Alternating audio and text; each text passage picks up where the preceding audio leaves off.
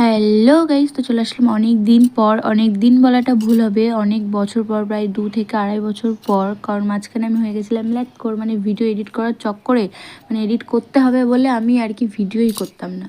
তো ভাবছি এখন থেকে ভিডিও কন্টিনিউ করব। তো প্রথমত জেনে নিই তোমরা সবাই কেমন আছো, আশা করছি তোমরা সবাই ভালো আছো।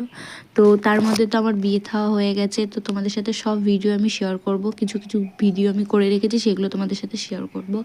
আর বছরের প্রথমটাই শুরু করতে চলেছি আমি মায়ের দর্শন দিয়ে, বা সকাল সকাল রেডি হয়ে আমি আর আমার বর আর ননদ মিলে চলে গেছি পুজো দিতে। আর আমার শ্বশুরবাড়ি যেহেতু দত্তপুকুর, তো দত্তপুকুরে করুণা মায়ের মন্দির আছে, যেটা আমডাঙ্গাতে।